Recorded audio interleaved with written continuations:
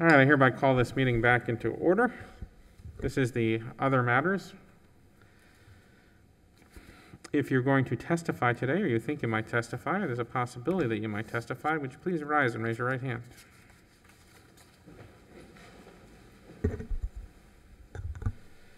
You swear or affirm the testimony you're about to give will be truthful and accurate under penalty of perjury under the laws of the state of Florida? Please be seated. The cases are going to be called in the order in which they appear on the agenda. When your case is called, go ahead and proceed to the podium on the right-hand side.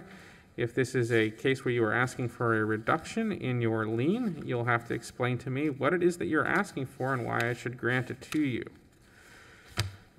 City can call their first case. First case, the address is 1319 7th Street for cases 1, 99, 38, 380P, number 2, CE01080210, and number 8, CE04070293. 1319 7th Street.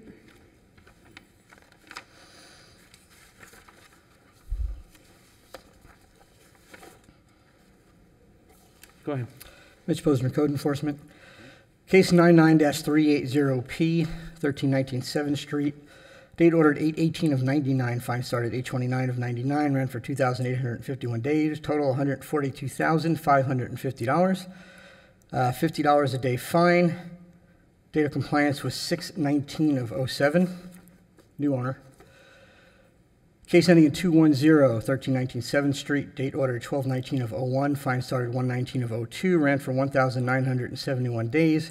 Total $98,550. A surplus fund was applied to that previously of $12,520.66, leaving a balance of $86,029.34. The fine was $50 a day. Date of compliance was 6/13 of 07. New owner. Case ending at 293, 1319 7th Street, 3/2 of 05. Date ordered. Fine started 4/4 of 05. Ran for 804 days. Total $80,400. Daily fine $100 a day. Date of compliance 6/17 of 07. New owner. On the earliest case, 99-380P, the city will be releasing that outright. I believe an order was already prepared for you for that. The other two liens, normally the request would be standard 25%. Based on the amount the city is asking for, 15%. So case 1, the city is willing to release now. And so for number 1, number 2, the current fine is $86.29. And what is the third case? 86029.34.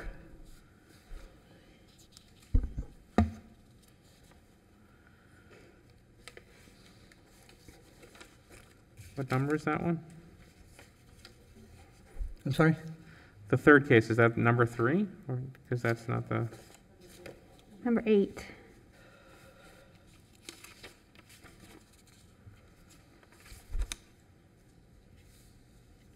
Okay. Sir, can you tell me your name? Barish, B-A-R-I-S, last name K-E-S-E-R. Can you speak into the mic, sir, please? Like this. It's Your name one more time. B-A-R-I-S-K-E-S-E-R, Barish.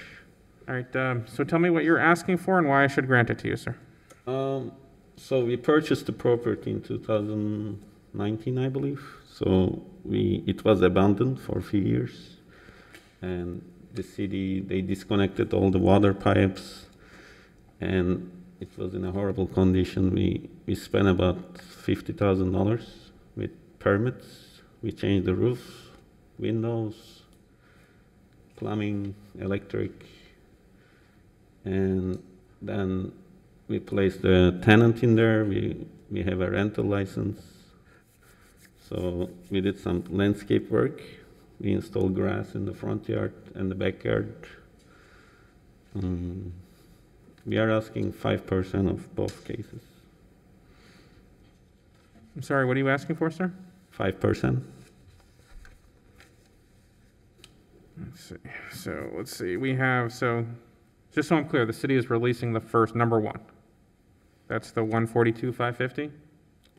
Yes, sir. Okay, so we're just talking about case 2 and case 8, right? Yeah. Yes, sir. Okay. So the amount on case 8 is $86,029.34. Is that case ending in 210? That is, yes. Then yes. All right. And the city offered 15%, which is 86,029. Sorry, I should just bring a portable calculator these days. So the city is offering to reduce it to 12,904.40. Is that correct? 12,904.40.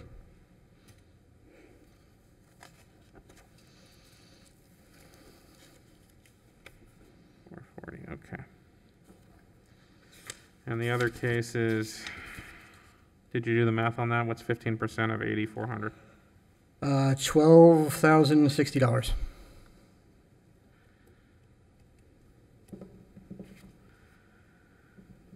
Let's see,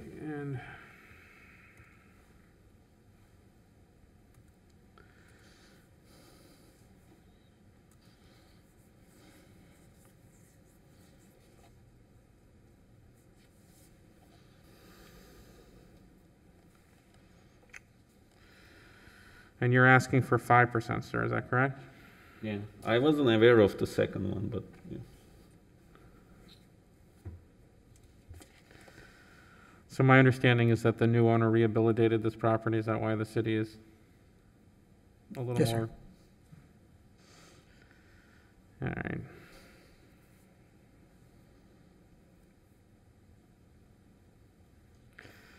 Sir, it seems the city's offer to reduce it to 15% seems pretty generous. Why should I reduce it further than that? Oh, well, the house is not worth that much, so That's a fair point. we'll be, don't know. Is to the best of the city's knowledge, is the current owner a good citizen of the city?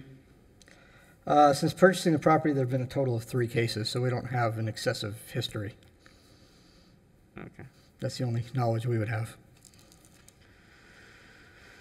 All right. I'm going to reduce both to 5%, but that's based on the expectation that I'm not going to see you again. For this property. Yeah, especially for this property, right? Oh, yeah. Yeah, All right. perfect. All right, so someone else can do the math because I'm too slow in the math, but I'll reduce both to 5% payable within 60 days. Okay. All right. If you want to leave your email, I can email you the order.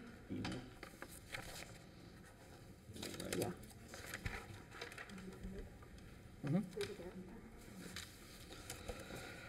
Next case, number 31727 Village Boulevard, number 206 CE 15090054.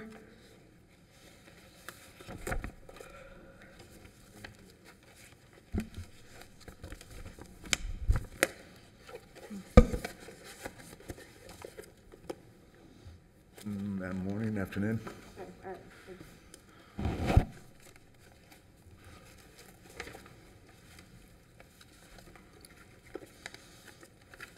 Magistrate, if we can we do 3 together? It'll be all the same, well, property management and owners and. Which cases? Which cases? Case ending in 054, case ending in 814, and case ending in 104. I'm Jeffrey Weinstein. I'm the attorney for the management company.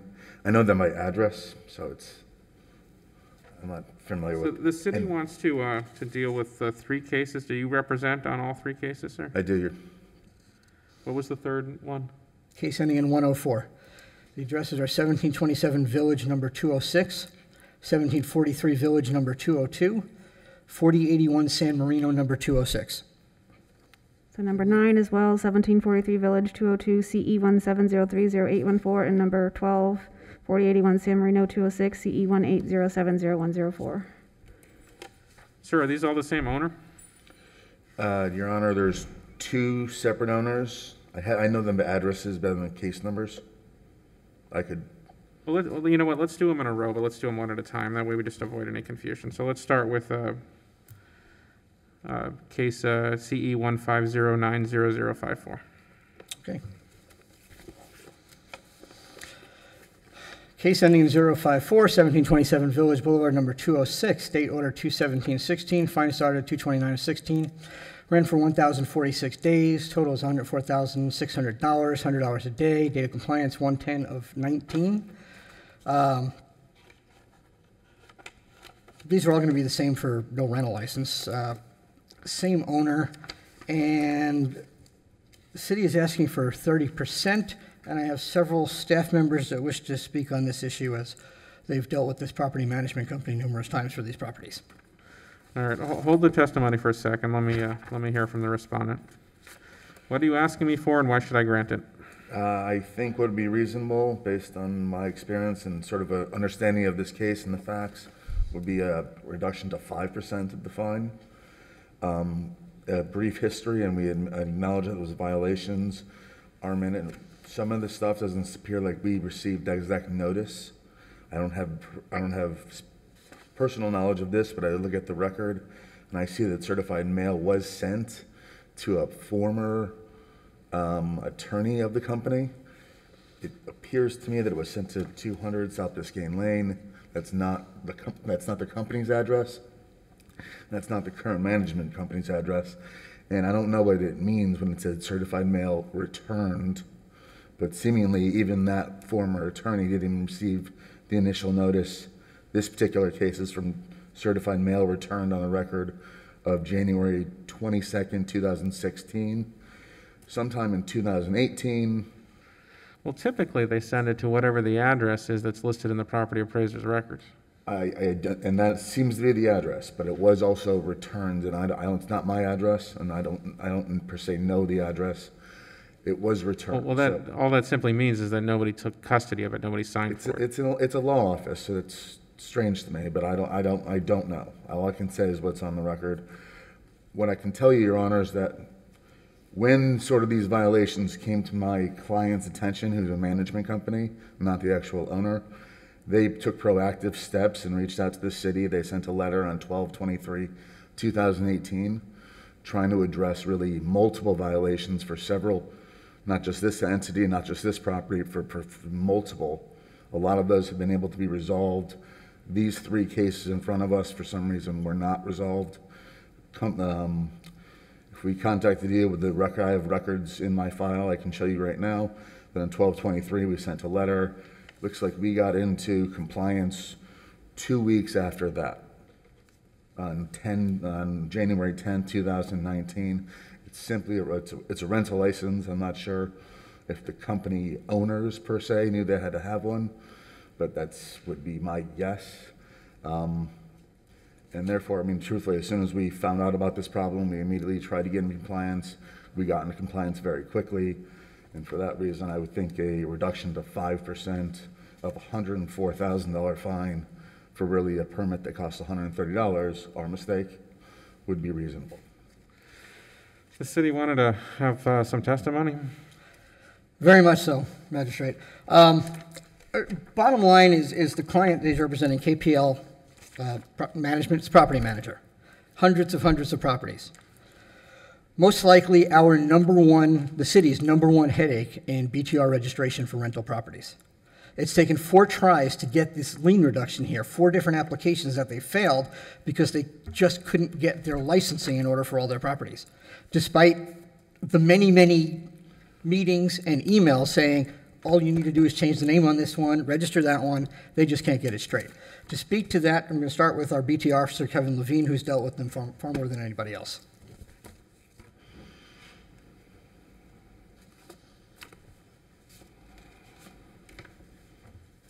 Good morning once again. Kevin Levine, City of West Palm Beach, Code Enforcement.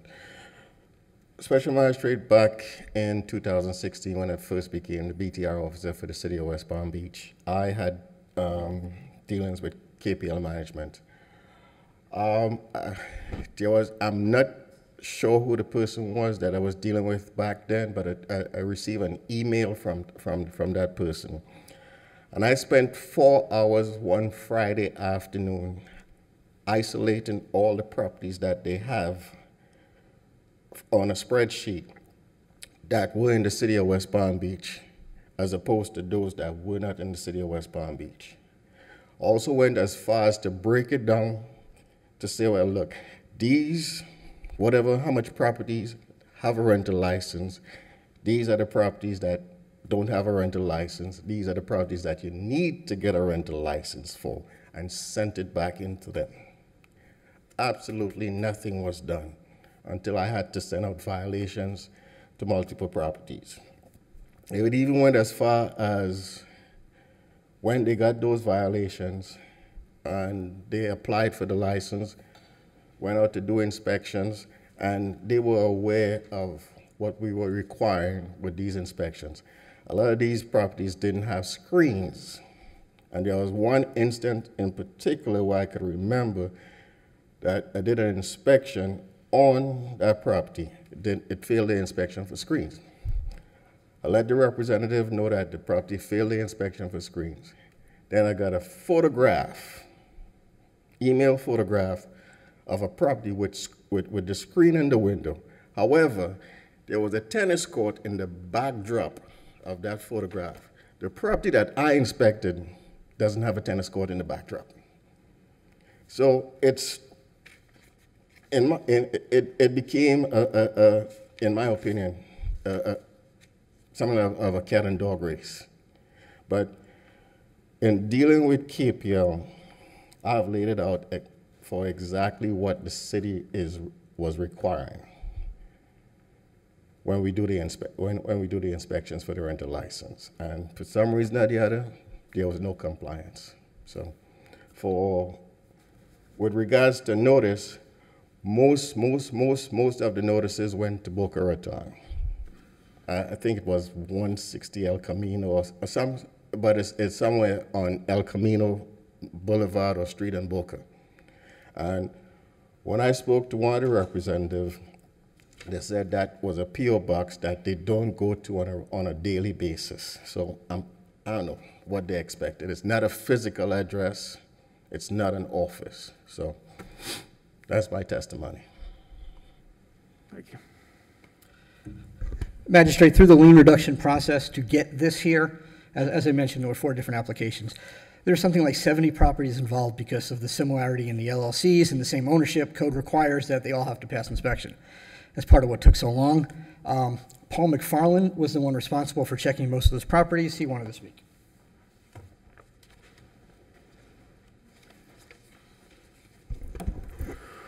Good morning. City of West Palm Beach Code Compliance Officer Paul McFarland. The biggest issue that I seem to come across with KPL is, bottom line, poor management, poor organizational skills. What should have been done, every property that they manage should have been cross-referenced and stayed on top of, and any applications that need to be resubmitted for the rental license should have been done. I came across numerous properties where management ownership has changed hands and they're continuously paying on these rental licenses to the wrong ownership. And that was my biggest qualm, because it was just painstakingly hard to go through these properties and have to cross-reference them when it should have been done before they were even submitted. And that's what I have to say on that. Now, on all 3 of these cases, Magistrate, yes, the question was whether or not they received notice. We've verified it was sent to the address listed with the property appraiser of the county, but this is managed by a property management company with hundreds of properties. They're supposed to know, hey, we need to make sure the mail's going to go to the right place and that this is set with the county correctly. That is their job. That's why the owners hire them. But in the end, it's the owner's responsibility, and that's who has to be held responsible. Now, if you look at the PAPA sheet that I gave you, you'll see who the previous owner was. So there really shouldn't have been issues with addressing. The previous owner was KPL. During this process, we received numerous complaints from them that we were holding them up. Specifically, our clerk was holding them up, Monique Williams over here. And each time I would have to go back, find the email from 3 or 4 months before and say, no, this is what we let you know. Monique Williams also wanted to speak. Good afternoon, Monique Williams, City of West Palm Beach. I handle the lien reductions. I've set up several, which will be specifically 3 sit-down meetings to have Kevin Levine, Paul McFarland, and Mitch Posner to actually sit down with them, specifically explain what they need. And we sat down and gave them verbatim with paperwork several times within 3 years on what they need. And I mean, it's a lot of paperwork and a lot of time for me to take out from my other several or 4,000 applications. I think that they should have gotten this done a long time ago. It's poor management. Thank you. I gotta say, sir, I don't think I've seen the city that prepared to address one of these in that particular way. It doesn't look like your client made a lot of friends in the city. It would appear that way, Your Honor. If I could comment, though, frankly, I represent this client. I am their registered agent, so I have some familiarity with the history of them. I know that I believe that there was probably a problem, a universal problem, and that was problem, was painstakingly addressed because there are some multiple properties, and truthfully, if we're trying to manage 100 things and fix 100 problems at one time, it's going to be complicated, it's going to be confusing. I understand the city's frustration on that level, but, we fixed all these things. And I don't think we're in compliance. We're here for 3 particular cases. There's two different owners of these 3 properties. I believe that in a universal and global perspective, I understand the city's frustration, but you're actually penalizing one particular owner for a universal problem. If there's some problem with KPL management, if you want to, particularly address them and order them to perform their business universally in some way, I suppose that's reasonable. But to really penalize these particular 3 properties, and especially the one I believe we're talking about now at 1727 Village number 206, the current proposed lien I believe is about $104,000.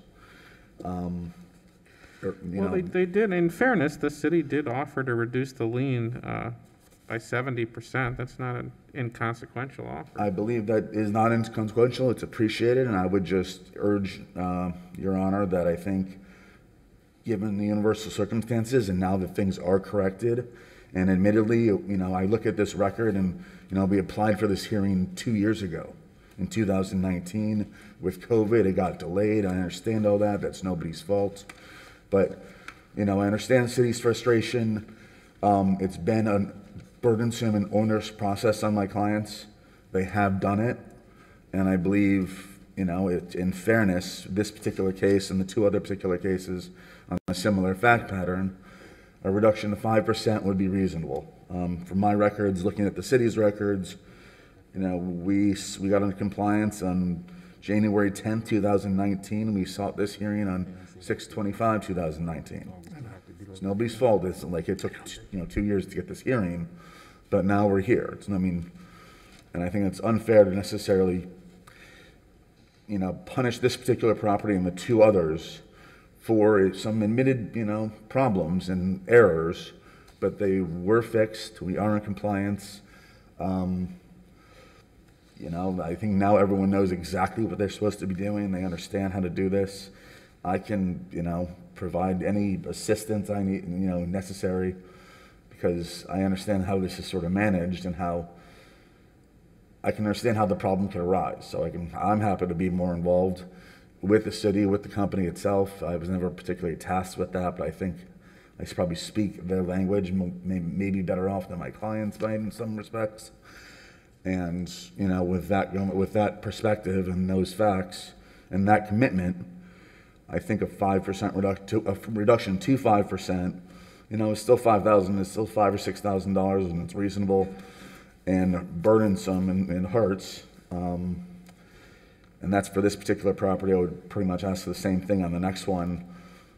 but since we became a notice of this, we have been proactive in trying to address it.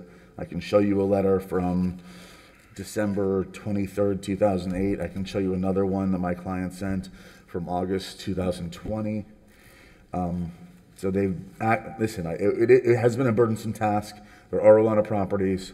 They did flip management and things like that. So admittedly, it's been hard. I feel bad that we, had to. I'm confused a little by the ownership issue. Are you trying to tell me that the current owners are? I'm sorry. No, go ahead. The current owners are different than the. The current owner is an LLC named Flowdine. Yeah. All right. Flowdine is actually owned by French investors. They hire KPL to manage their company because they're in France. And I don't know how, that's the same for the two of these are for Flowdine. The other one is for Ernst Group. I don't know the names of the owners exactly without looking at my records, but that's the ownership structure. The management structure is KPL trying to manage all these companies on behalf of these owners. So the owners can be different.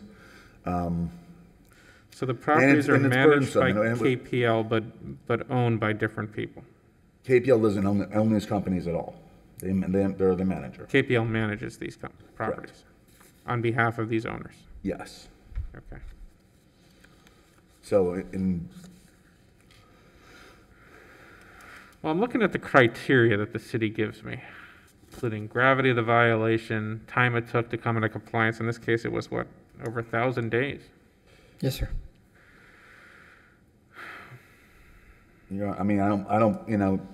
This came to our attention in 2018. It started in 2016. I can show you the letter saying we're trying to address all Fairness, these. Counselor, your participants should be somewhat sophisticated in property management. The fact that they didn't know about the lien, I don't know how to weigh that. They should know. The lien isn't on KPL management. The lien was on Flowdine.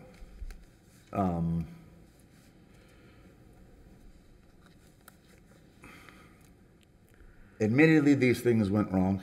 They have been corrected, and it was corrected fairly quickly as soon as we really found out about it and was able to dig our teeth into this.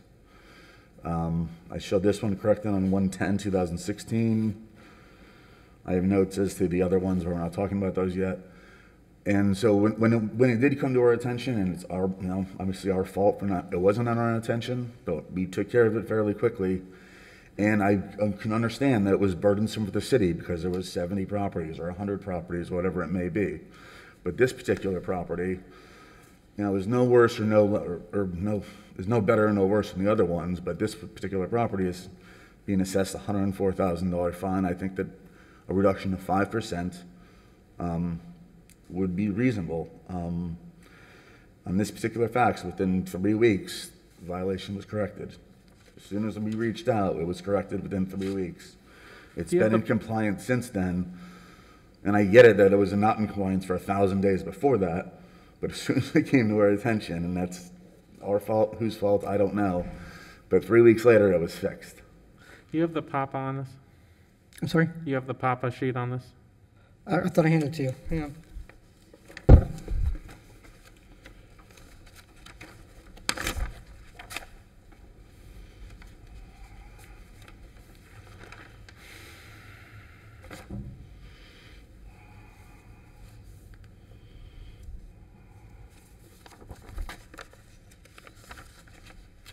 All right, so you're asking for 5 and the city is offering 30. At least I've got that right? That's correct. Yes, sir. I'd like to point out that I certainly understand that they manage 70 or hundreds of properties. That's their job, but we manage an entire city. And we're not supposed to manage their properties that they're managing for them. And that's the position they put us in.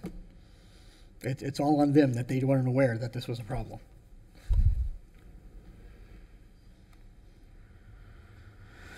I'll tell you, honestly, my chief concern is if I do a substantial reduction here, I'm worried about whether or not your client will continue to be sort of a burden on the city, continually, forcing the city to expend resources, which I'm sure they spent quite a few over the years trying to bring essentially manage your client's properties. To that, Your Honor, I can speak to the now, to the extent there was a learning curve, it's been learned. So things didn't, per se understand needed to be done with the city or with the county. I mean, it's, not this particular city's fault. They also have to deal with this problem in Boca Raton or Lake Worth and things like that. So, but now, pretty much systems are in place that this won't happen, and there are rental licenses. And I don't think there's any new violations that have come up, but I mean, if there are, that would be my response to that, is that there was a learning curve. It's been learned. I don't even have history as to whether or not there was other fines and these similar hearings on other properties that were managed by them. But if there was, I don't have knowledge of the past on that. But it seems to me that, I agree that there was a problem. I agree that it's been corrected. I'm gonna take a look at all these addresses on Papa and make sure that they're all actually the management company, because I can see that right now on the Papa printout, that it's really a bad address. So I understand why the city would send mail to the wrong address. Frankly, I'm the registered agent, and sometimes I get the mail. I can't speak to that, but certainly that mailing address should be the management company, and it will be for every single property. All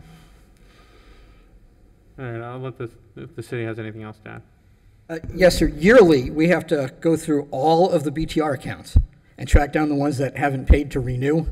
Our BTR officer wanted to speak to that in regards to the current doings for that with KPL. Special Master, we just got done doing delinquent license for year ending September 30th, 2020.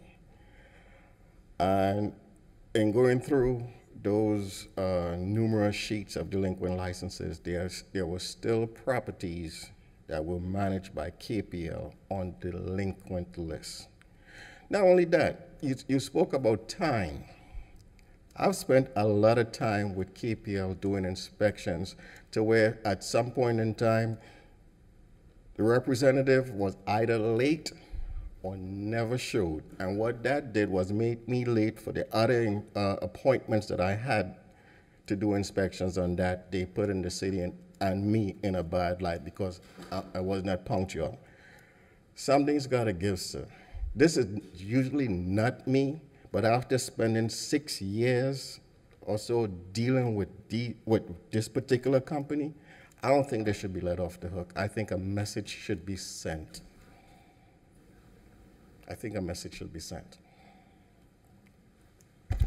Magistrate, the city agrees with counsel that it shouldn't be a punishment, but we also think that in that case, a reduction of 70% is more than fair. I'll let you have the last word. Your Honor, I believe, something in the middle perhaps, but this particular property that we're talking about here had a violation for 6 years. I can look at the other cases on the record. There were problems. They have been fixed. there was references that things are in violation with KPL right now. I didn't hear any specifics on that. I can't speak to it at all. And again, it's unfair to the owner of this property, Flowdine LLC, and the other one, Ernst Group LLC, to be lumping them in and harshly penalizing them at 30% when I think a more appropriate fine, although it is a significant reduction, admittedly, but these problems have been fixed, and I believe the punishment is clear if it went down to 5% of the current assessed amount on this particular property. Like I said, it's hard to manage 100 properties, but when we have, and frankly, if you manage 100 properties, you're going to miss once in a while, and it's not like we're never going to have another conversation with the city, but something went wrong, but we fixed them. Now, when we work with the city and we have a better relationship, and we have corrected these things. So, based on that history and the pledge going forward that to a reduction to 5% would be reasonable. If you see me here again, I'm going to be biting my tongue, but I hope that you never will, and that's why I think that's a reasonable fine, and it's still a significant amount of money. All right, this is what I'm willing to do in this case. As I look at the code section, The current fine is $104,600. The city has offered to reduce it by 70%. The respondent has asked to be reduced by 95%. I'll reduce it by 80%, payable within 60 days. Number 9, 1743 Village Boulevard, 202 CE 17030-814.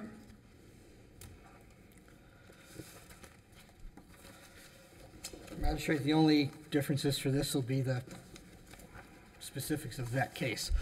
Case ending in 814, 1743 Village, number 202. Date ordered 5/17 of 17. Fine started 5/28 of 17. Ran for 198 days. Total is $9,900. Fine is $50 a day. Date of compliance 12/12 of 17. It's a significantly smaller lien. The city's asking for 50%.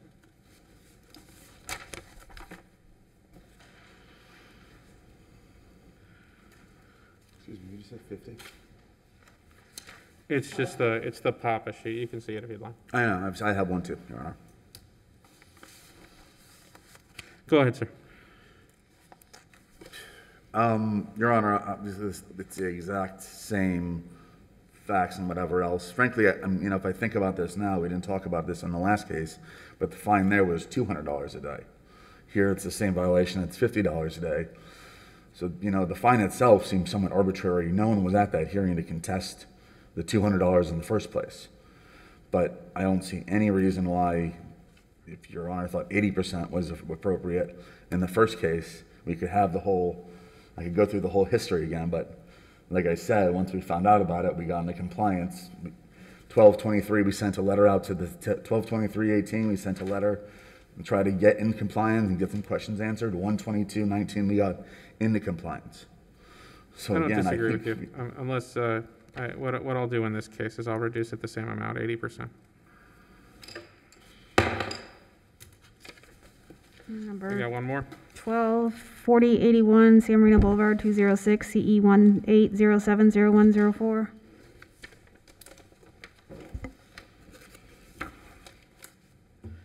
This is the same, basically a rental violation. Yeah. It's also a rental violation. Case ending 104, 4081 San Marino, number 206. Date ordered 9/19 of 18. Fine started 10/20 of 18. 118 days. $23,600. $200 a day. Date of compliance 2/15 of 19. City's asking for 50%. I didn't hear the number. Excuse me. 50.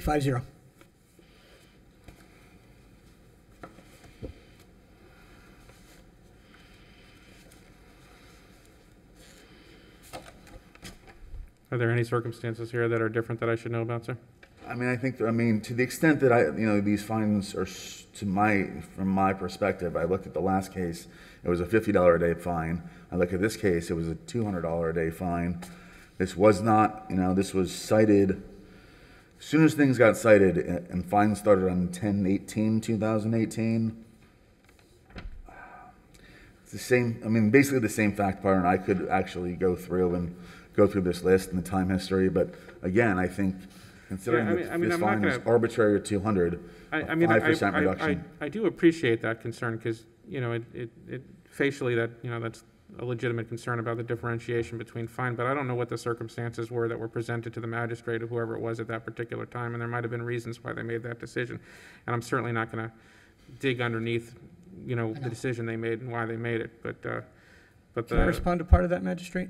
I'm sorry? Can I respond to part of that? Sure. Okay. When it comes to rental violations, there's two factors. One is there's a difference between expired and not having one at all, because then we haven't seen the inside at all. And the other main factor here is in 2018, for the first time in probably a decade, the department revisited the fine schedule as far as what we asked for from the magistrate.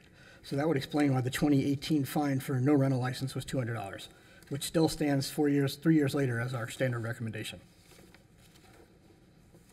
I would just comment that for the other float on, for our first case we talked about, that was a $200 a day fine, and that seemed to be from 2016.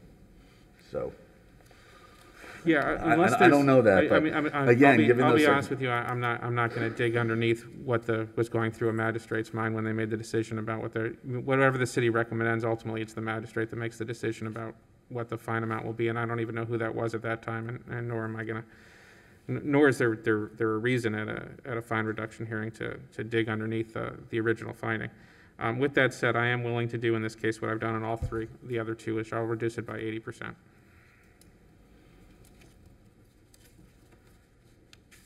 And again, I'll give you the 60 days.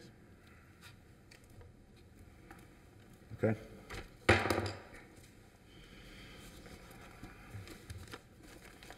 Here's a copy of your orders. Thank you. I had them there. I was able to do those, yeah. Number 438 16th Street, CE 07030661.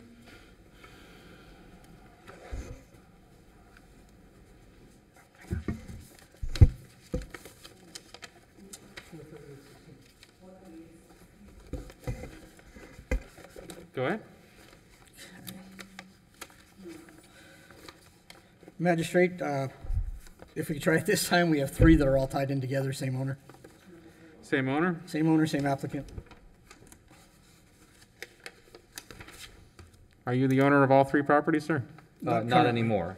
Not anymore. He's a previous owner for all three. He's the original owner when the lien took place, so the lien is still in his name. So you're the Even though- petitioner for all three? Correct, because they attached to other properties, and I didn't even know they were there all these years. These properties were in foreclosure, and the bank had taken control of the properties through the assignment of rents clause. So I really couldn't even go on the properties. All right, well, let's take them one at a time then. Go ahead. Okay.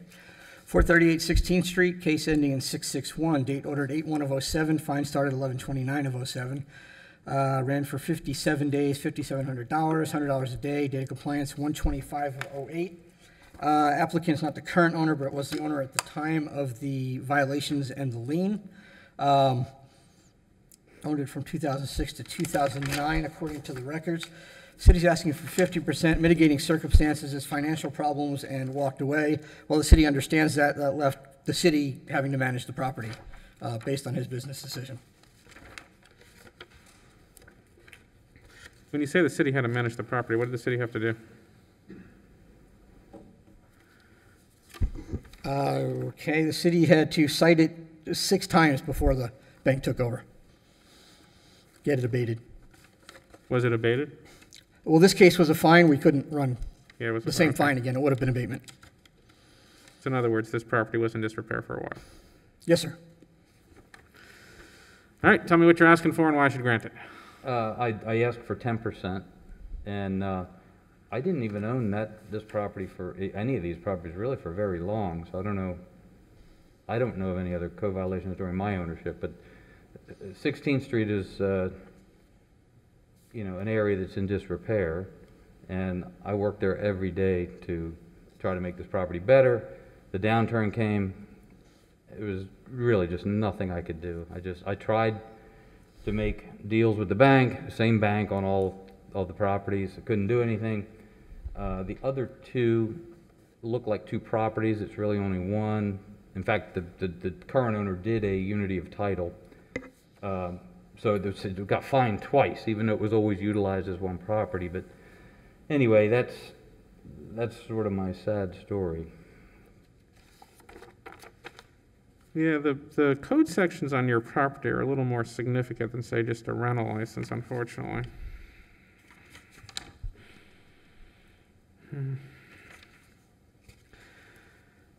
I'll reduce it by 75%, but we're not walking away from any more properties in the city in disrepair, right?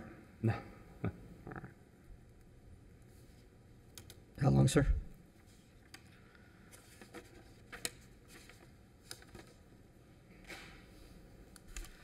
What's the next one? How long? Sir, how long on that? Oh. Do you need, how much time do you need to pay off the fine? 30 days, I guess. 30 days. Number 10, Broadway, CE 06120598.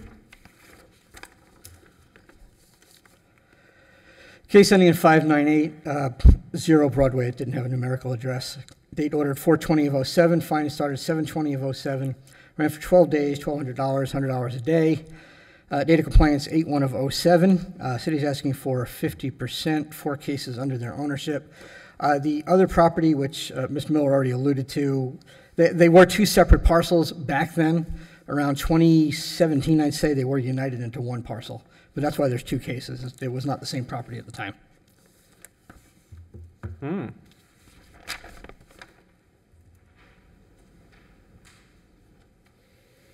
So they're 1 parcel today? Yes, sir.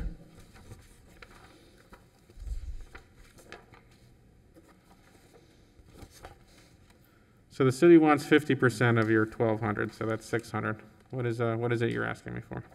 Again, 10%. That, I didn't even have control of that property. I'll tell you what, I'll go 500 on each property. Payable within 30 days. You said 500? Yep.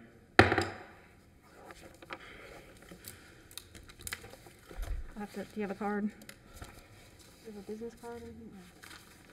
Or if you want to leave your email.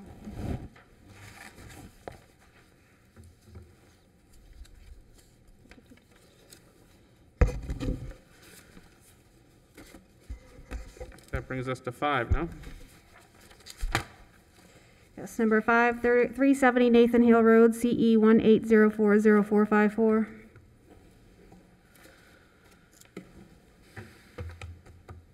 Good afternoon. Thank you. Oh, hello?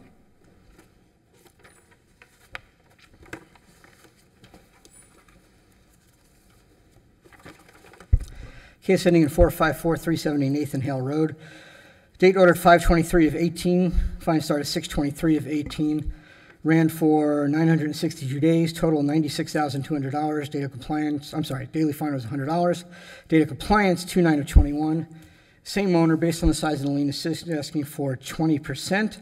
The mitigating factor is applicant advises they sent a fax in May 30th of 2018. But we have no evidence of having received the fax. They did provide a copy of it, but it's not a transmission report, so I don't even have that to say it was sent then. Also, in the case, we have pictures showing noncompliance. At the time, pictures showing noncompliance, the same noncompliance 2 months after the fax that they're advising they sent. And then from 2 years later, the same noncompliance. The property was cited for several things. The fine ran on overgrowth, specifically overgrowth running up and down the face of the house. And at no point in any pictures that we found was that ever trimmed off. City's asking for 20%. It's in compliance now, though, right? It has to be, otherwise. Yes, sir, absolutely in compliance now. Okay. All right, can you tell me your names? Hi, I'm Parisa Banks. I am a teacher at Palm Beach District. And you, sir? I'm Dwight Banks. I'm a professor at the University of Miami and also former retired probation officer with Los Angeles County Probation Department. You're a former police officer, sir? Probation officer. Probation officer. Okay. But now a professor of composing music. 2 different things. Well, that is a very different career. Yes. He got his PhD in composition. So the city is telling me that that you weren't in compliance, and I guess you're going to tell me that you were. Yes. Go ahead. Okay, well, we have an entire list of events. If I can read it off to you, if you would like. Tell me whatever you'd like me to know. Excuse me? Tell me whatever you'd like me to know. Okay. On February 2nd, 2021, during the process of refinancing our mortgage loan, we were informed by our loan officer, Margie Hogan, unbeknownst to us, that a lien had been placed on our property at 370 Nathan Hale Road. She emailed a copy of the lien to us, and we determined that it was a result of the following events. We received a letter by certified mail informing us that we were in violation of not appearing at a hearing that was supposed to take place on May 23rd, 2018, which we were never notified about. Immediately upon receipt of the letter, I called Code Enforcement Officer Alejandro Lopez per the instructions on the letter to find out what the violation was, since it is not stated on the letter. He informed me that there was a complaint about grass from our lawn extending over onto the sidewalk at less than half an inch. It should be noted that the lawn is professionally mowed every 2 weeks. Officer Lopez informed me, as per instructions on the letter, to fax a letter to him once the violation has been cleared, and they would re-inspect it to make sure it had been taken care of, and that if the code violation was still not remedied, that he would hear back from us. To correct the violation, I purchased a hedger and trimmed the grass. On May 30th, 2018, I faxed a letter to Officer Lopez informing him that the violation was taken care of. I followed up with a phone call and left a message since he was not available.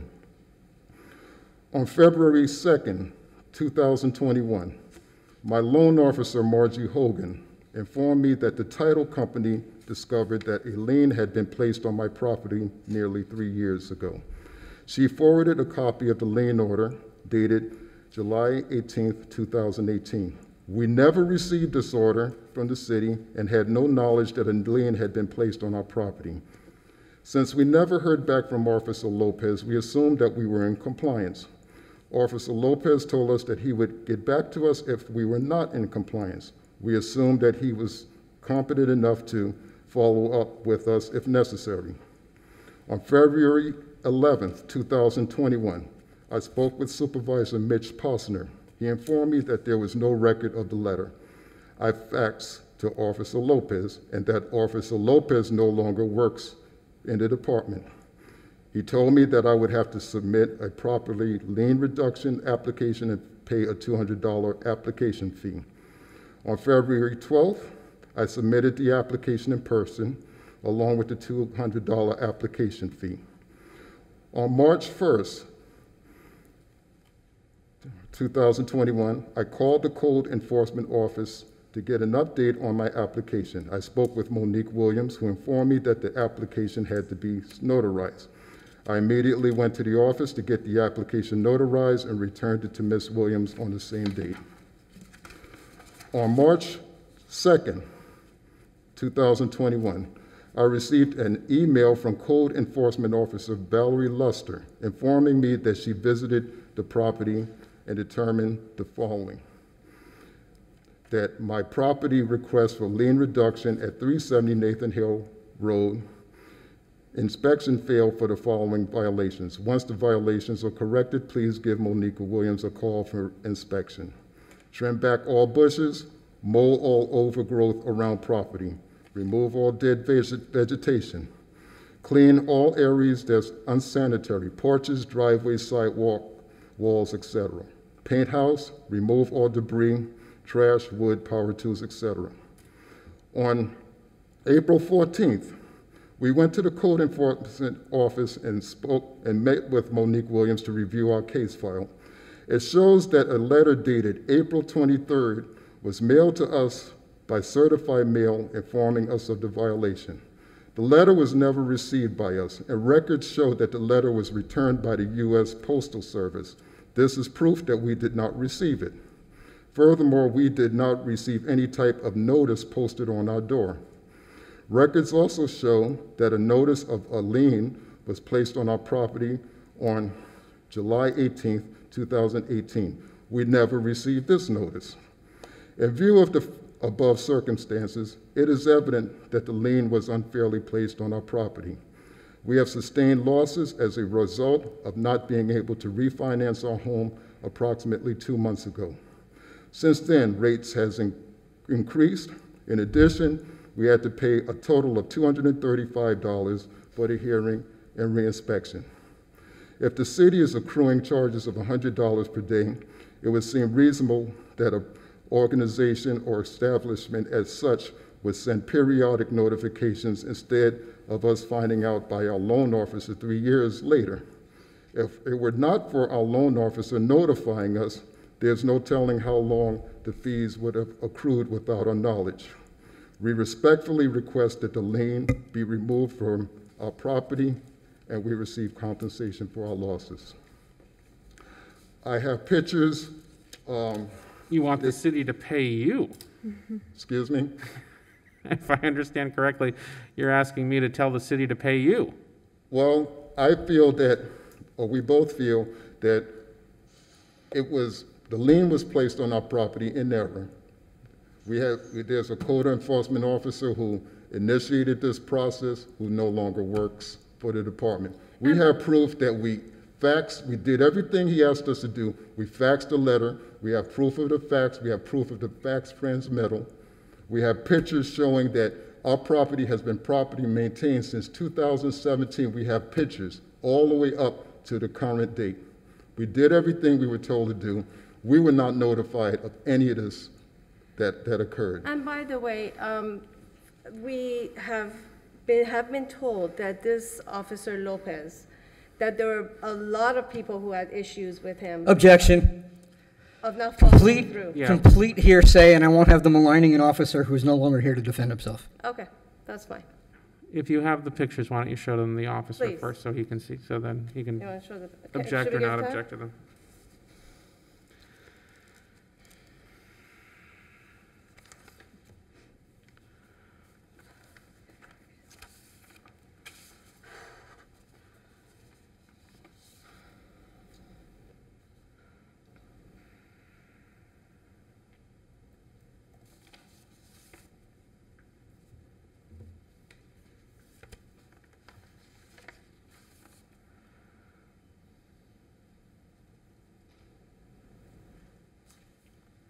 No objection.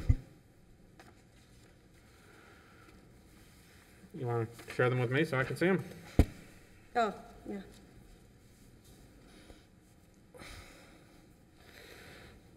Reserving comment until it's our turn again.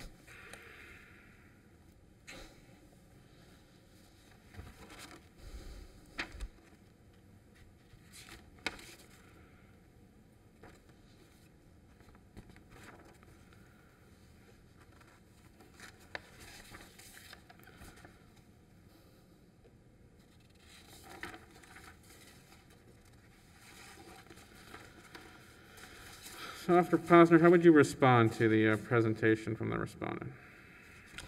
The part I found most interesting in the professor's thorough recitation of the information was early on they gave a date and said received the notice and contacted Officer Lopez. And in fact, there's a note in the case saying, spoke with property owner Mr. Banks with the phone number who informed me he received notice and will correct violations, which goes along with their original testimony, but later on they say that since they didn't sign for the notice, they didn't receive it. However, the magistrate is well aware of the legality of that. The notice was sent to the correct address listed with the county, so notice is proper and has no bearing on whether or not the lien itself is legal. His pictures include pictures from 2017, which predate the case. I've already provided the noncompliance pictures showing the vegetation growing up the side of the house. Google Pics, which he used as well, from 2019, showing the same thing. And I would certainly agree with his current pictures that it's in compliance now or we wouldn't be here. May I say You want to see the pictures that the city gave me? The original reason for the violation was grass growing onto the sidewalk, so I've been told. So we weren't even aware that all of these other issues would come into play, and we would have addressed them if we knew that's what code compliance would be looking for as well. And Your Honor, if I may say, I looked through the ordinance, I read through it, and every single paragraph where it says whereas, they're always saying vacant or abandoned property. We've lived there with our 3 children since 2018 when we purchased our home there. So we have never left it. We never went on holidays. We are always there. So the fact that that mail was returned, I don't know why it was returned because we're there. We reside there. So that was another thing that was a little strange to me. And there is proof after reviewing our case file that the letter was returned. The original letter was returned. And as a result, this sort of put into motion all of the events that took place. Had we received the first letter showing us, informing us that we had a notice of violation, if it weren't returned by the U.S. mail, we would have addressed it immediately. That's first of all. Second of all, Yeah, when I did speak to Officer Lopez. That doesn't do what you think it does. Excuse me? I know you think that the key issue is whether you received the notice, but under the law, that's actually not the issue. The issue is whether or not the city provided notice as required by law. So if they sent it to the address that was listed on the property appraiser's record, the city has complied with its obligation under the law. The fact that you didn't receive it actually isn't a legal excuse, believe it or not. Magistrate, I'd like to introduce this into evidence. This is a photocopy of the returned notice that was sent certified mail, addressed to them at the proper address, marked by the post office, left note 426, and then stamped return to sender unclaimed. And again, by their own admission at the beginning of their testimony, they received the notice, possibly the one sent regular mail or the one posted to property. Okay, as I said, we received no notice whatsoever. Nothing posted on our property. You have proof that the letter was returned by the U.S. mail for whatever reason we do not know. I know. And It we says it on reside it. there. Wasn't claimed. Right, right. So I know. It looks like they sent it to the right address, it just No, wasn't I claimed. understand what you're saying. I understand what you're saying. It's just, I just found this strange because we reside, there's not a vacant property. So I don't know how that was missed or was not Well, claimed. the section they're citing for you is 18106D, excessive growth, which doesn't require the property to be gone, it just requires there to be excessive growth. I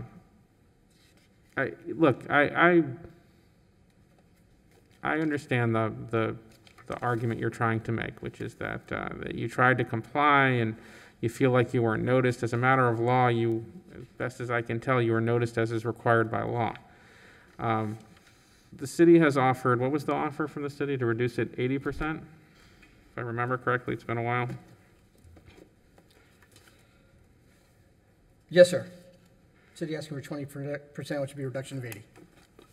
Which comes out to how much? What's the 80% reduction come down to? 19,240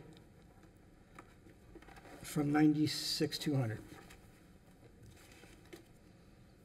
Now, may I also add that for a violation for grass extending less than half an inch over onto the sidewalk,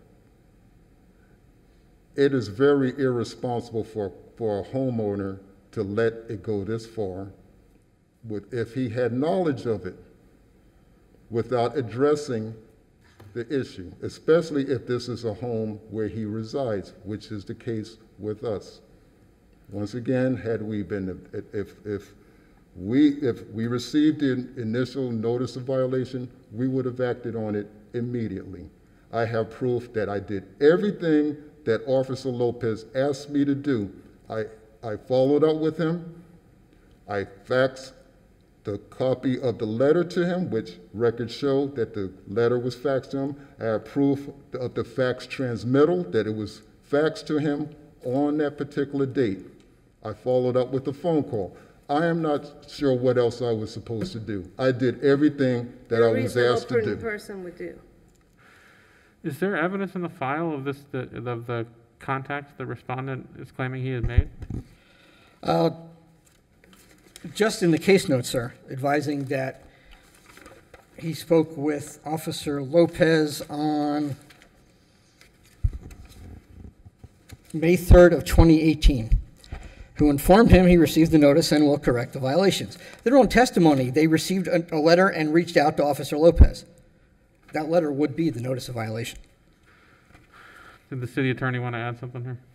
I was just going to ask Mr. Banks, is your phone number now or at that time 440-3139? That's our home number. Okay. That is the number that's listed in Mr. Lopez's note on 5/3/18. Quote, spoke with property owner Mr. Banks, 440-3139, who informed he received notice and will correct violations, end quote. So it seems to me the only legitimate question is the issue you believe that Officer Lopez limited you to the grass growing over, even though the code section that he cited for you, excessive growth, often includes growth all over the property. All right, well, this is what I'm willing to do in this one. So I'll reduce this to $3,000 even, payable within 60 days. Was that 60, sir? Yeah, $3,000, is that what you said? that's what I said. Your Honor, I'm a teacher for public Palm Beach District. You know what our salaries are. I mean, I appreciate that. I made $41,000 a year. Ma'am, the fine on your property was $96,200. I just understand reduced and I it to appreciate $3,000. that. I appreciate that, I do. But, grass growing about an inch or less, actually, over to the sidewalk, that, first of all, if we knew, we would take care of it immediately. That's first of all. But second of all, that does not, according to all the ordinance that I see here, cause any harm, any, danger to the public. Half an inch of grass growing over sidewalk. How do we even justify charging a teacher $100 a day for 3 years? This is unbelievable. I am shocked. And I'd like to also add, once again, we did everything that Officer Lopez asked us to do, and records should show that you have proof of the facts being sent to him, a copy of the fax transmittal, and we followed up with a phone call. He no longer works for the department. What else were we supposed to do? I'm asking you personally, is there anything else that we should have done that we did not do when we did everything we were told to do, and you have proof that we followed up through with everything that he asked us to do? Where's the fax that they sent? Do we have that?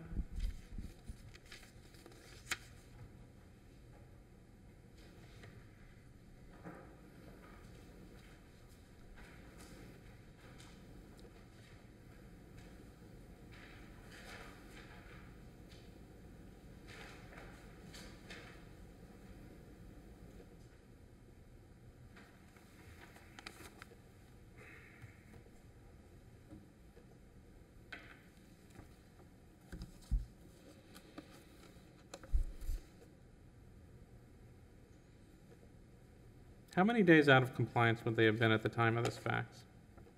At the time of the fax? Yeah. Fine hadn't started yet at the time of the fax. Fine started 6/23. And the inspection showing not in compliance was actually July 12th, so a couple of weeks past the compliance date. But from the pictures I had given you, there's still no sign that anything was trimmed off the house, as stated in the notice of violation.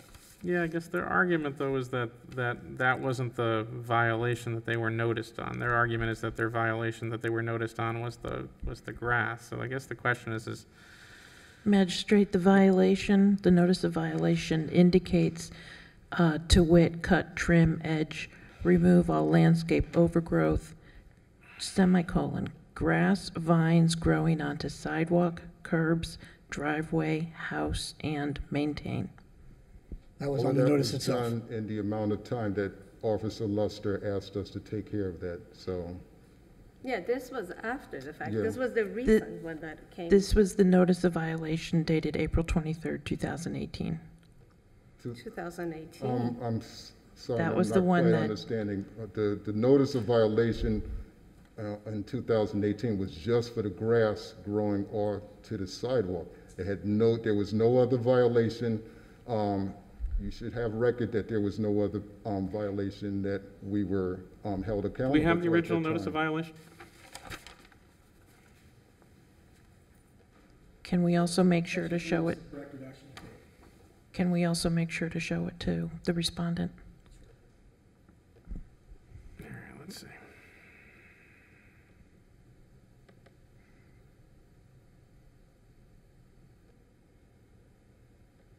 All right, you can show this.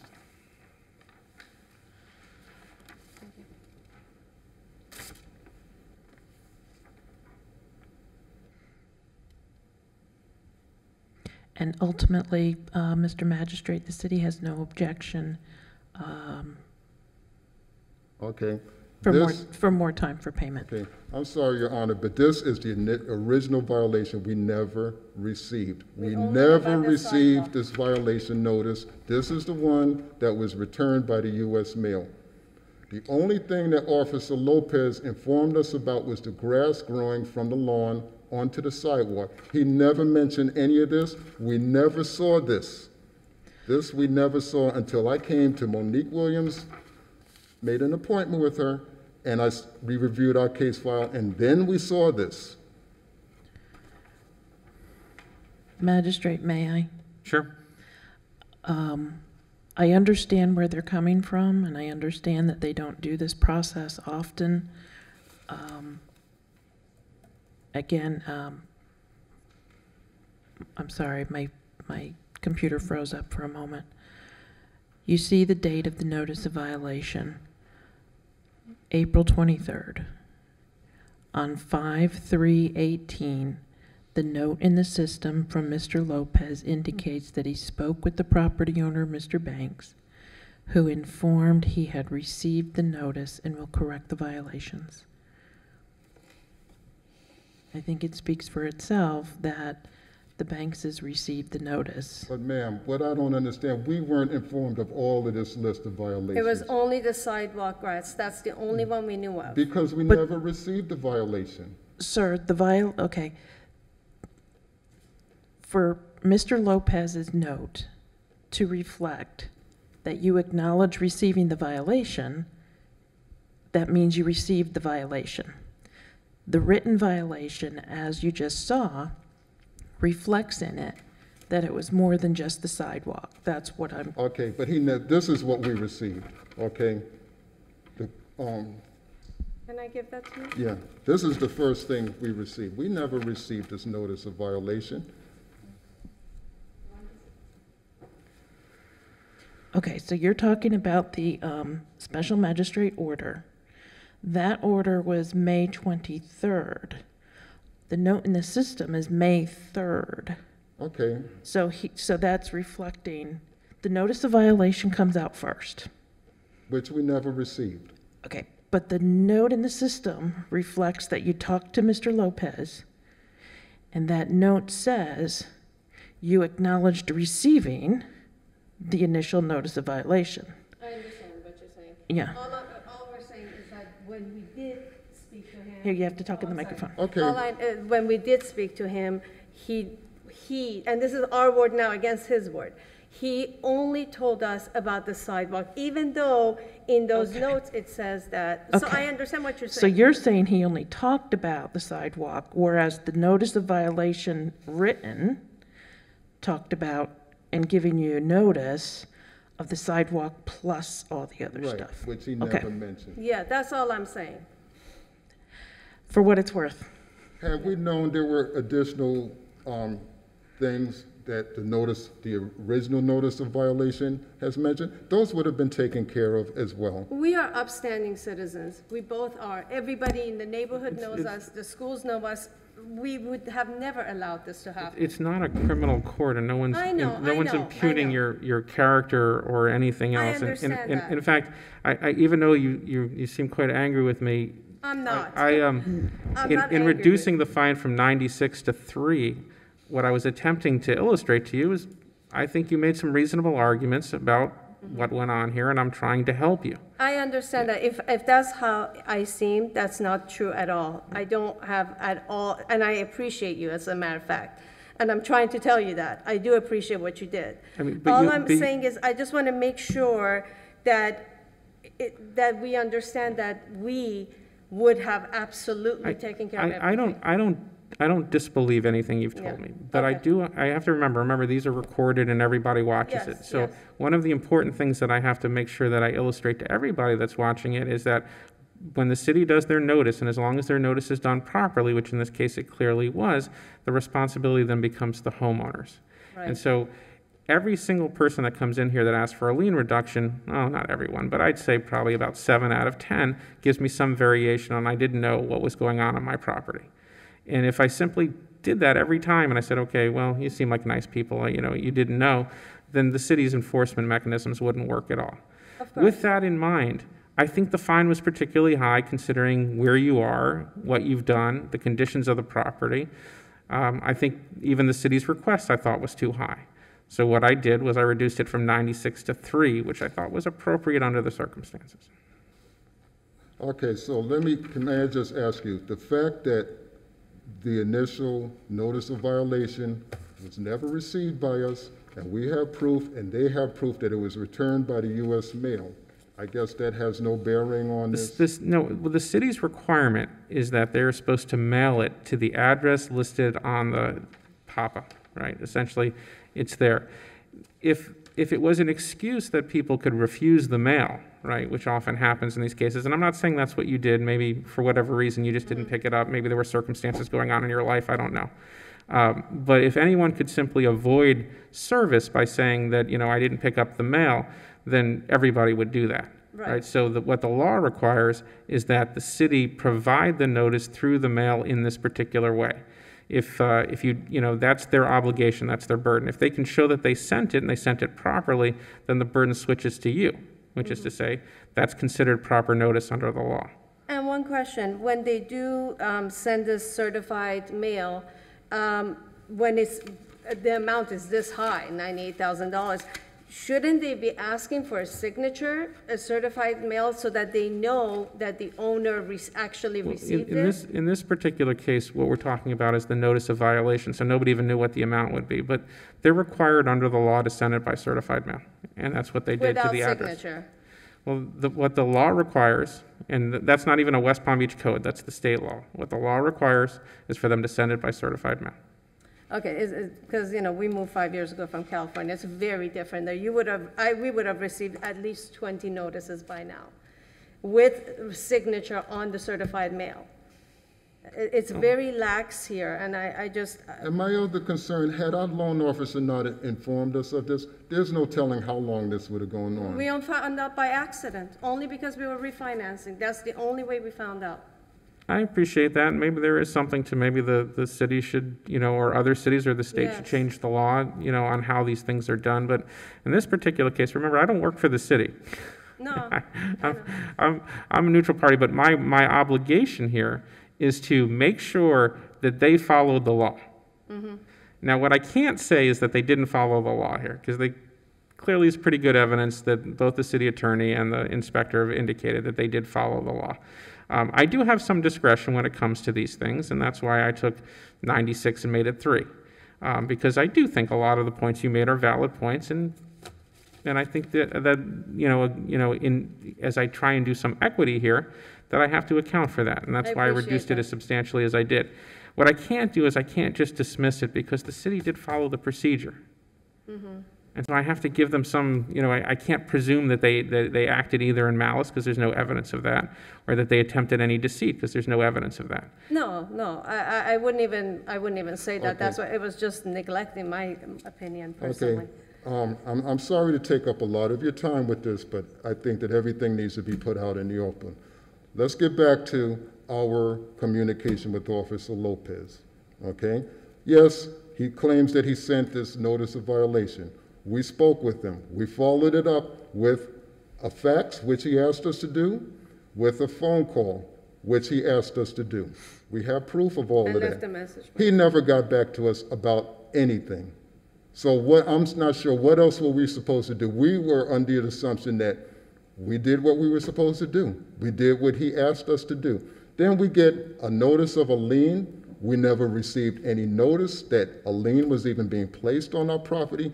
This would have alerted us right away had we received a notice in 2018 that a lien was being placed on our property. We didn't receive anything. We didn't know anything about this until our loan officer a couple of months ago informed us about this. So I feel that it's unfair that we be penalized in any way, considering all of the circumstances that's involved here, when we did everything in good faith that we were asked to do.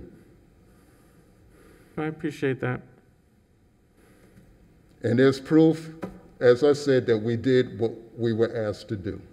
There's also proof on the other side that they sent the notice properly. There's also proof on the other side that, at least in the notes, that they told that you acknowledged receipt of it. I have to weigh that as well. All right. All right. Thank you very much for your time. I I'm sorry appreciate you it took coming so in. much Good luck. time. Here's a copy of your I order. can't, what I can do is I can, if the, I think I gave you 60 days. If that time frame is too short, I can give you additional time. Do you need it, or do you want it? Yeah, if we could get additional time, please. How much do you need? How much time can we get? Ask me. 4 months, maybe? What is that, 30, 60, 90? 120. I'll give you 180 days. Okay, thank you. Yep. Anything? I guess they need to give us a second copy of this. Thank you. Number 6, 4013 Westview Ave, CE 190100128.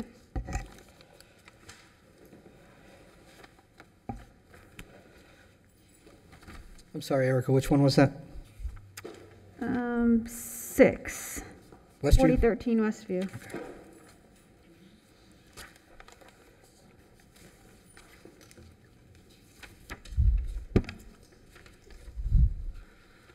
Well, you certainly had to wait a long time. I'm sorry, if I knew you were here for another case, I would have called at the same time. Oh, yeah? I didn't know you were here for. I didn't know it was possible.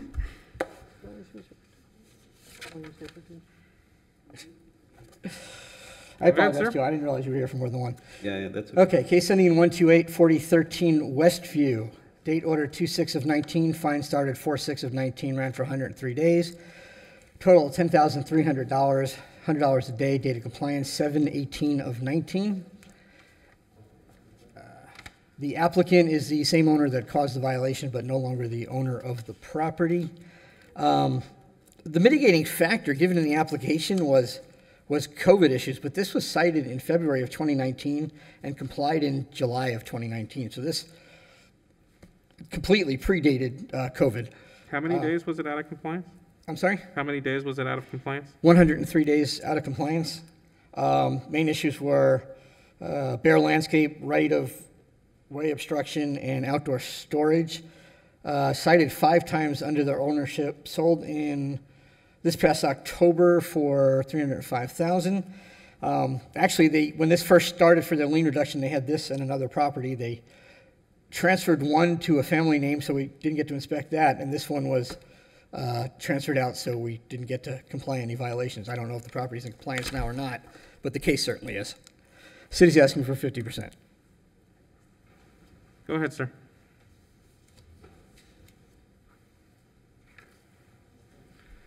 The floor is yours. Yeah. What are you floor is asking me mine. for, and why should I grant it? Yeah, so there was a miscommunication with the owners, they live here in Alaska. Can you So- just put your name on the record again? It's Barish, B-A-R-I-S, last name K-E-S-E-R. Thank you. So between the time they saw the notice and everything, they start working on it. Then I guess there was a code enforcement officer change in the area. And that's why it took longer than normal to fix the issues. So I believe there was a rental license violation, which the tenant moved out and they stopped renting the studio that was downstairs before they sold it. And as far as the other property, it was their dad, they transferred to their dad. It was a partnership owner, so they just transferred to their dad, and they don't own the second property anymore. And as Mitch said, then they sold the property last October and they moved. So. Magistrate, just to be clear, the rental violation wasn't part of the lien. That was during the lien reduction process, but before it got complied, they sold the property. So the city offered you 50%. How does that sound? Sounds a lot. I mean, we are asking 10%.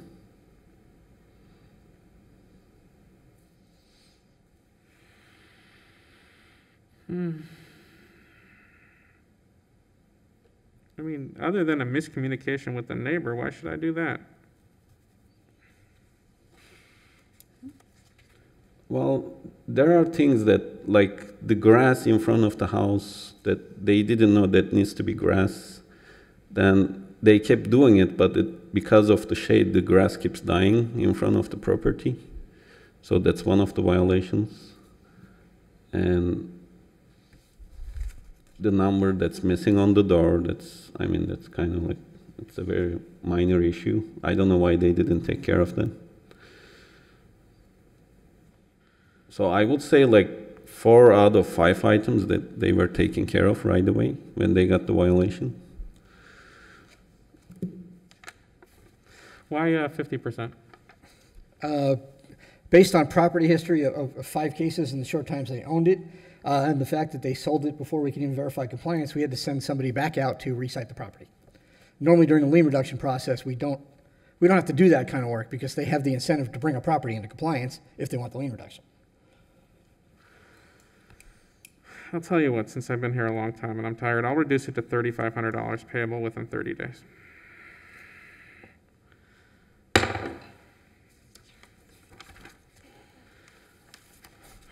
What else we got?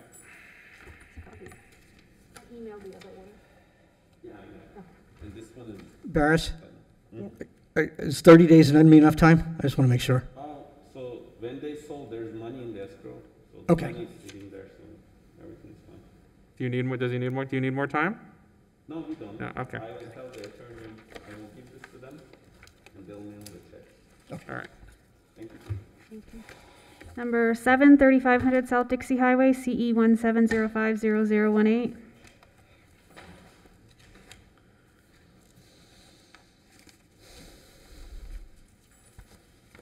For the record, Heinrich Lowenberg and my wife. Pamela Lumba.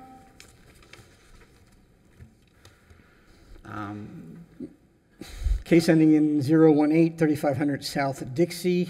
Date order 6/7 of 17. Fine started of 9/6 of 17. Rent for 1,150 door days. Total is 115,400. Fine was $100 a day. Date of compliance 11/3 of 20.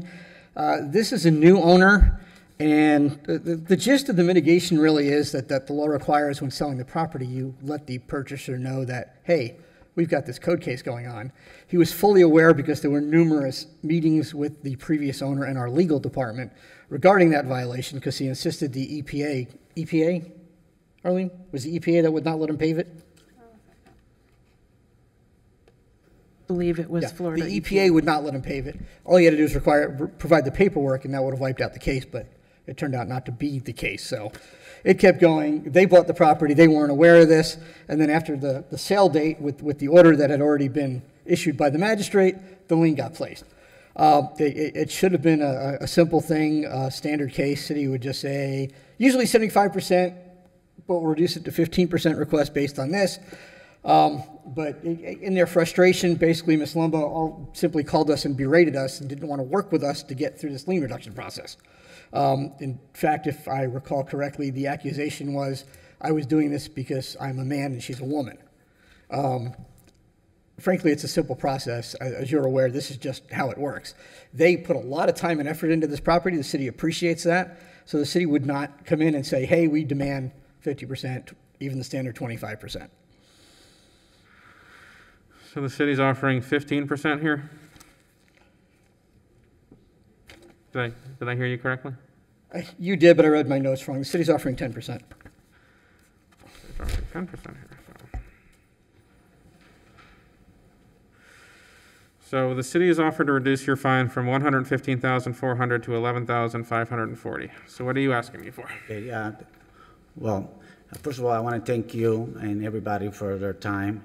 And I was born in Palm Beach County. I grew up in another country, so I appreciate code enforcement very much for their job they're doing. If not, it would be a third world country. So with that respect to the code enforcement, what I'm asking is this should be dismissed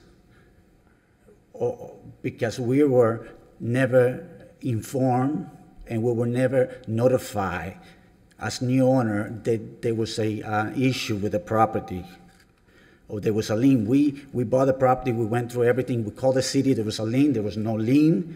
That property has been a problem. I don't want to give you legal advice, but did you have a closing agent and title insurance? Yes. Title Did you make a claim? Well, we did, but you know, we still haven't waited for that. We had an investor who wanted to develop it together with us, and they, as soon as they saw, that's when we found out that we had a lien. Again, like the people prior to us, the system is broken. If 10 out of 7 people come to this, and I wish the mayor and the commissioner could hear this. If they keep saying they're not notified, and they keep saying they didn't know there was a lien, there's an issue. I know it's a state, but maybe the city of West Palm Beach, in good faith, should notify people in a different way. My wife does other property, residential. We have 2 homes. And her record, Pamela Lombard, you can find the number like this. They can call us and say, hey, you got a lien. If you don't fix this, you're going to get a lien. There's no good faith, in my opinion, to notify. It's not a question of good faith. Remember, their obligation is to notify the original property owner who. Okay, but we never got notified, and I'd like to see proof. I'd like to see proof that we got to notify. Yeah, but your issue is whether or not your previous owner who sold you the property let you know that it existed, or whether they should have known it. There was no lien. The lien was placed to us after we bought. Yeah, but the notice of violation should have been long before that. So the violations on the property should have been of notice to the property owner. Yeah, but they didn't give us no time. First of all, we cleaned the site. We took all the cards. That's a property. I don't know if people have been aware of this for 25 years, and they know that. They've been fighting with this person. Because I used to live a street down, and I've been in this town for 30 years, and I've seen that problem with these people. Without, he was never, so we cleaned it. The moment that he got out, we got all the cars out. That was the most dilapidated, ugliest building, he could say that, ask the gentleman. And we cleaned that site. But then we got charged because they never could get that man, because he was grandfathered in. They could never get him for 25 years. It was the most dilapidated, and if everybody knows about the old car place, they did fix it on Dixie Highway by the Antique Road. And we bought it and we cleaned it out. I believe the city's position was appreciative of that, which is, I think, one of the reasons that they went to 10%, which is not an offer they made to anyone in this room today. They should.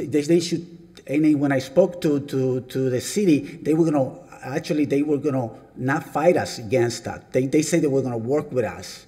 They want to work with us. First of all, my wife, I'm very proud of her, and for the record, she cleaned the site when we didn't need to be cleaned. The environmental with the EPA and the state, we cleaned the site for $600,000. They think we got a sweet deal because we went in and we got it cheap, and we spent a lot of resources, a lot of lawyers, a lot of consulting, and right now, I'm proud, one property less in Palm Beach, in West Palm Beach is not contaminated. We cleaned the whole site. And the city tries to give us a fine for $150,000. It sends a wrong message. And the message that I like, usually it's the message from there to us, the homeowner or property owner. The message I want you to send to them, please, is that they should not punish people that want to do something better for the city. And that's what my wife did. It's not a question of punishment. Code enforcement is not punishment, but it is a question, right? For example, think about what you're saying, right? If a homeowner has a violation or a business owner has a violation, and they can simply get rid of the violation by sending it unknowingly to a next purchaser, right? Then think of how many people would actually do that, right? It's one of the reasons, right, that the city follows the lien, because the idea is that nobody should be able to get out of it just by selling the property to somebody else, right? But there was no lien. They could have said to us, hey, you need to do this and that to be in compliance. I know you just bought it, and it's in the record. They knew that we bought it. Look, the city can't just put a lien. It takes time, right? They can't just, they have to go through a process. And so one of the reasons that, you do your due diligence when you buy properties, you should be able to discover such things. Well, we actually did our due diligence. We actually met with Chris Rock. We actually met with building department, zoning, before even we purchased the building. So we went through several departments within the city of West Palm Beach, and nobody raised the alarm. Hey, this is going on, just so you are aware if you're thinking of purchasing this site, because we were doing our all due diligence, as a person. we have a title insurance, which Wait, cleared. let me see if I understand. Did you contacted the code department and they gave you bad information? Yes. Zoning, building, we went through Chris Rugg. And I'm the oath. You remember, I remember, I'm at the oath. We actually- Officer Posner, is there evidence that they contacted the code nobody division and they raised gave their them bad alarm. I'm information? unaware of anyone in code enforcement telling them there's nothing going on. I can't speak for zoning or for building for that matter, but we were well aware of this case. I understand their frustration. They did not know. But frankly, the fault lies in the previous owner. By layman knowledge, I would think they have a heck of a civil suit that they can bring against that person. Well, we don't give legal advice here. Bottom line is if this was the previous owner here, there's no way the city would be offering 10%. But we understand their frustration. We know they weren't aware of this going on because the seller didn't make them aware. And we know that based on the timeline that they bought this before the lien itself was recorded, even though the case was already ongoing and already had a magistrate's order for it. And we know how much work they put into it. The property looks fantastic compared to what it looked like, which is why we've offered to reduce it to 10%. At the same time, we can't discount the amount of work that went into this case. It has nothing to do with them personally. It has nothing to do with saying they didn't put effort in. And it's got nothing to do with saying we don't understand their frustration. If those facts were the case, it wouldn't be a no for 10%. I do have a quick question, if I'm allowed. When I follow the whole code enforcement timeline, the same day that it was announced, it was advised, I don't know who wrote it, it doesn't say, advised that the new owners are in place. Recite if violations still are standing. I can tell you that if we go by the timeline with Google Map or whatever, even before we purchased the site, one of the obligations that we gave Mr. Roop, the previous owner, was you have to clean the site, take all that junk out of there before we actually do the closing. So the site was even clean before we did our closing. When this was December 1st, I think 11th, December 11th, it says here on the 18th, March 18th of the following year, advise the new owners are in place, recite if violations are still standing. If in any case something was wrong, they're saying here new owners are there. Doesn't actually, just in good faith, approach the new owners and give them a little deadline. Hey, whatever is missing that is not taken care of, we're giving you 30 days, a week to take care of it as good faith. Because at the end of the day, even before we did the closing, it was already clean, junk was out, we told the guy you need to fix everything, and we finished cleaning it up. So by February, a lot of this was taken care of without even us knowing. Honestly, ma'am, it seems to me, and I'm here I don't work for this, I'm not an employee of the city, but it seems to me that your anger is misdirected. The city didn't do anything wrong here. Well, they should have notified me. That's what I'm trying to tell you. They should have notified me on February when it says here on the records that new owners have taken place. Because actually the magistrate, and he's just saying it right now as well, the lien was not imposed. So give the opportunity. I understand ignorance is not an excuse, but proper notice would have been actually thankful for. Actually, as new owners. And let me ask you, and let me tell you, I understand that Mr. Roop is in fault, but at the same time, when it says here, new owners are taking place, sir, I can show you right now, 2.5 hours later, after that note was written, the lien was advised to put in there. 2.5 hours, same day that it says there, the new owners have taken place. Recite if violation still standing. 2 hours later, same day, the fine was put on. How is that in good faith? Without informing us. Don't tell me that in 2.5 hours after notifying in here on record that a new owner was in place, after all the effort that we did, even know it without knowing that this was going on, just let us know. Yeah, I mean, the recording of a lien is a notification issue. The existence of the lien occurs before the recording. The lien was not in place at the time. You misunderstand me. The recording of the lien is to give notification, also to make a claim on property. But the obligation existed from the moment the magistrate assessed a fine. And so I sort of get where you're coming from, and I appreciate that, but it doesn't go away. They don't stop recording it. They don't stop the process because it transfers. Otherwise, people would just transfer property all the time to avoid these things. And let me tell you, I No, but 100% agree. Like he said, I come from the Dominican Republic. If we would have a code enforcement department, a lot of things were taken care of. So we appreciate it. And again, ignorance is not an excuse. But if you properly notice somebody, like the couple that was here before, even just post a letter in somebody's door. We have a restaurant. If health department feels that you are not taking care of the violations that are given to you, they come, they put a notice on the door, and until those violations are not taken care of, you're not even open. So let me turn the but question just a for you. little notice on the door. I don't want to talk over you, and I've been here a long time.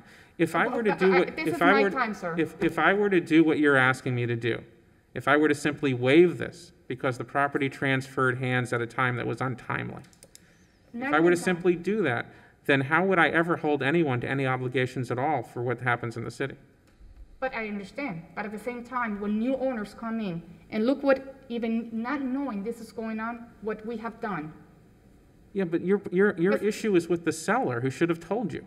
I understand, but when actually you guys were informed, not you, sorry, when they were informed, the new owners took place. Where's the notification to the new owners? Where's the notification, a proper notification to that new owner? The lien wasn't. That a lien is in process. All right. Does the city have anything else, Dan? I can't imagine the resources that would be required to monitor ownership of every property in the city to tell a new owner whether or not there's a lien once they purchased it.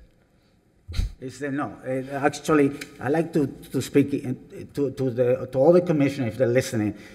They don't notify people. They send a letter. I want to know if we ever got notified that the lien was going to be placed or there was placed. Even if when it was placed, they didn't notify. They say, hey, you just got a lien. We discovered that when the investor wanted to do a joint venture with us. That's when we discovered there was a lien, long time ago after that. Because they didn't even notify us that the lien was in place. I don't want to argue with you, but you are hardly the first person that's ever bought a property when there was a code enforcement or other kind of action going on in a city where the lien didn't happen until the thing passed hands. And they don't have to notify us? This is hardly the first time. And as the city is correctly pointing out, how is the city supposed to know every single time a property changes hands? No. What I'm asking is, when the lien gets in effect, the date of the lien gets in effect, do they need to notify somebody or no? The obligation exists the moment the special magistrate makes it. So the property owner has a legal obligation to let you know what burdens are on their property. But the law doesn't specify that the person is getting a lien to be notified? A person that's getting the lien, we got the lien, we never got notified there was a lien in the property. Okay, is there anything else you want to tell me? Okay, so there's no, for the record. I'm not going to argue. I'm not No, the lawyer. I'm not arguing. I just want to be enlightened. I want to be enlightened. I'm not the lawyer for the city. I'm not going to defend Okay, so the they law don't have to or the notify us that there's a lien. Okay, so your argument is that under the law, the city is obligated to waive theirs because they didn't notify you. That's your argument? Yes. Okay, I'm going to rule that that's not a valid argument. Anything else? No, sir. The lien keeps growing, and it's Secretly.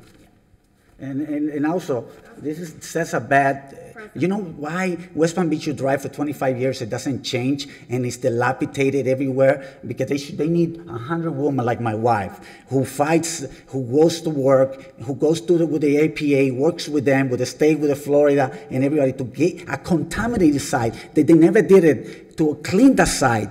And when she tried to buy that, I told her, I advised her not to buy that. I advise her because there's no money there. But they think somehow it's like there's money there. And she did it for other purposes, beyond the profit.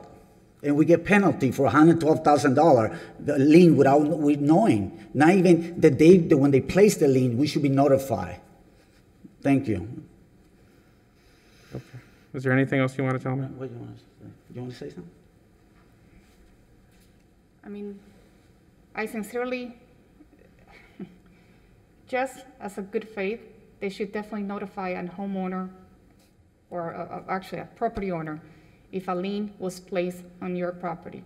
It's just, even common courtesy, a lien was placed, a notification, because everything starts occurring from the date that was put. And actually, in our case, it went retroactive to 2017. We purchased the place in December 2018. It's just mind-blowing. It's just mind-blowing. So not only, okay, they couldn't do it to the other guy, do it to the new owners, and go back a year and a half before. It's just mind-blowing, mind-blowing. Because at least, you know, put it to the new owners and see if they have violated the conditions of the property. No. 2017, we purchased it December 18. The lien was placed on 2019. Thank you. All right, so this is what I'm willing to do on this property. CE 170500018. I'll reduce it to 5%, which is $5,700 payable, $5,770 payable within 60 days.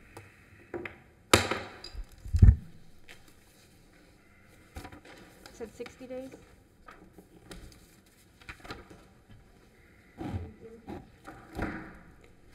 I have two items to return to, numbers 2 and 8, and other matters for 1319 7th Street. The respondent has requested additional time to pay. We gave him 60 days and he'd like 120 days. He's requesting how many days? 120. Okay. And For the that's record, I'll amend the time period to 120 days. Which one? 1319 Barris, 1319 7th Street, 2 and 8. 120 days? Okay. 120. Erica, what were the amounts on those two? Is there no further business before us, I hope? Right. All right, this meeting is hereby adjourned.